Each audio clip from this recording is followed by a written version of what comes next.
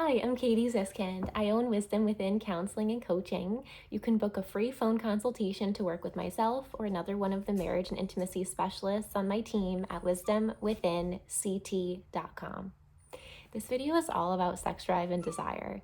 So there are many reasons why sex drive can decrease, right? We get responsible, we have childcare responsibilities, parenting responsibilities, work and career. We have kind of financial responsibilities or running a home. These things can definitely weigh on the mind. Mental stress is something we do have to balance in order to have an amazing sex life. We have to be able to compartmentalize and, in a way, kind of push away all of those intrusive thoughts about the to-do list, about the laundry not being done, about the food shopping that needs to happen, about the bills that have to be paid. So there is a mental component to being mindful.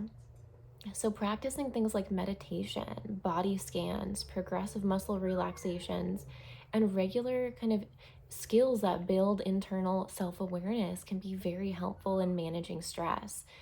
For all genders, all partners, all races, and ethnicities, we need tools to learn how to relax the mind. And it will be almost impossible to be able to enjoy a sexual experience if your mind feels like it has to stay in control or fix something or is kind of ruminating on the kind of to-do list or worried about childcare or will a child come into the room while we're being intimate. All these different worries can pop up, and so we really want to practice mindful awareness. So being in tune with the body, being in the body, in that present moment in the body, and just being so aware of giving and receiving touch. So if you don't already have some type of mindfulness or relaxation practice, you can start. Do 5 minutes of meditation every morning. Just kind of release. You could even do a meditation after your long day at work to kind of center in and kind of close your day of work and put it in a little envelope and then be able to return home to be with your partner in kind of a seductive or erotic way. And in one of our later videos, we are going to do a mindfulness meditation together. So you'll get a little taste of what that might look like. But also we're looking at self-love. So if we have a lot of self-criticism, that can develop from a number of reasons that can impact our ability to receive touch. So maybe in a past relationship, you or your partner had someone who was just super critical. Maybe they didn't even know what was going on sexually for themselves, and they projected some of their insecurities on you. Maybe they told you that, the look of your body wasn't right, or you should change the way your body is shaped, or told you to lose weight or gain weight, or, told you that the way your physical anatomy looks just didn't seem right to them. And that can be a huge insult. That can create a lot of sexual insecurities. We can also kind of develop an inner critic because of having a religious or shame-based upbringing.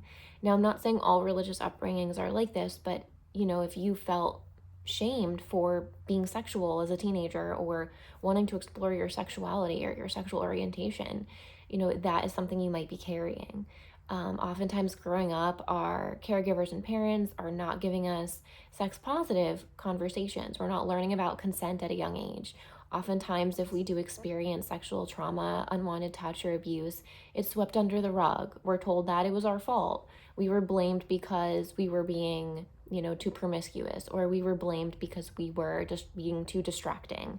And so a lot of times self-criticism develops because of a religious upbringing where, it's kind of like, oh, you're asking for it mentality, or, there's just so much shame around, having a voice and having bodily autonomy.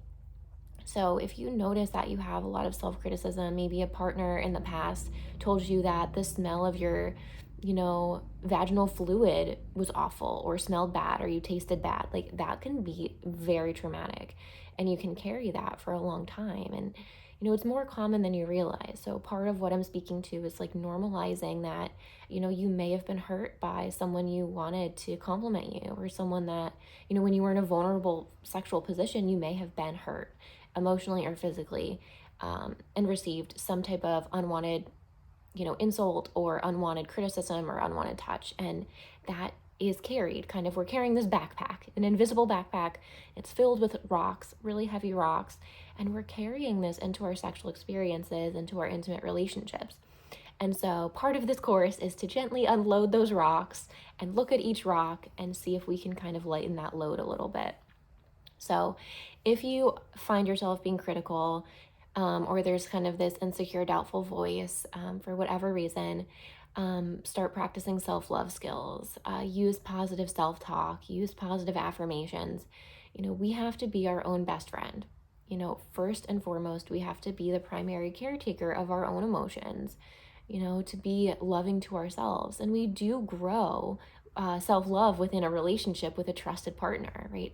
Having someone that tells you how amazing, beautiful, handsome, sexy, incredible, positive, resilient you are, is very helpful.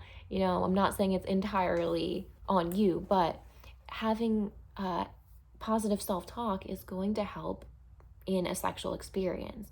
So it's going to help reduce anxiety, performance anxiety. It's going to help to just encourage you to be mindful. It's just going to allow you to be able to be yourself, your authentic self more. So if you're feeling, doubtful in any way, you can repeat the positive statements such as, I am amazing. I deserve to feel pleasure. I am whole, complete, and perfect just as I am. I am with a trusted partner.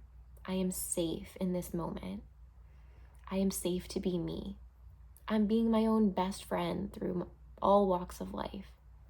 I've been through so much, but I am so strong. I love and accept myself just the way I am in this moment. I am a strong and courageous person, and I have a lot to offer this relationship.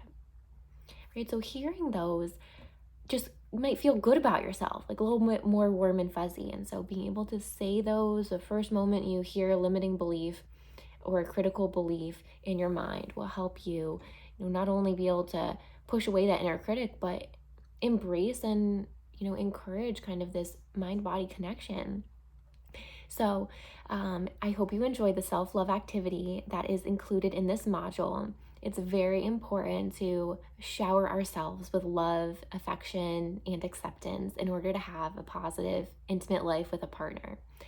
If you're rejecting parts of yourself, it'll be really hard to build, an integrated sex life and one where you feel positive about your body, So I hope you enjoy. If you're looking to build kind of a more private setting, have kind of a one-on-one situation beyond just this course where we can talk about like your specific goals and your specific traumas and kind of the things that might be impacting you in your romantic relationship, I would love to help you build an amazing sexual life and intimate life together.